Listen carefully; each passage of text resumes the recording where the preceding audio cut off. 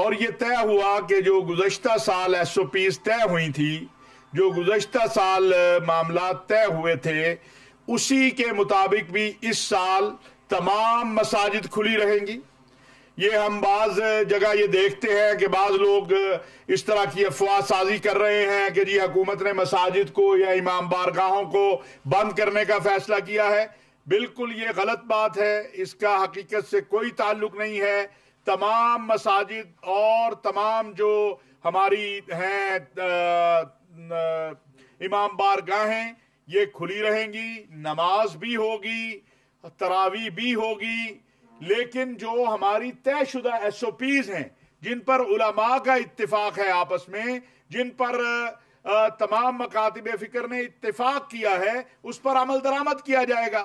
اب یہ بات سمجھ سے بالاتر ہے کہ چند محدود لوگ صرف شر کے لیے وہ افواہ سازی کرتے ہیں۔ ہم نے تو اس وقت مسجدوں کو بند نہیں کیا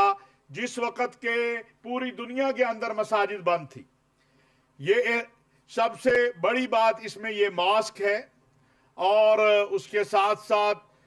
جو مساجد کے اندر ہم اپیل کریں گے لوگوں سے کہ وہ گھر سے وضو کر کر آئیں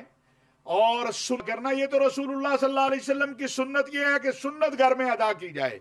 تو وہ بھی ہم چاہیں گے۔ اور اس کے ساتھ ساتھ مساجد انتظامیہ ماشاءاللہ پوری دنیا نے تسلیم کیا گزشتہ سال کہ مساجد انتظامیہ نے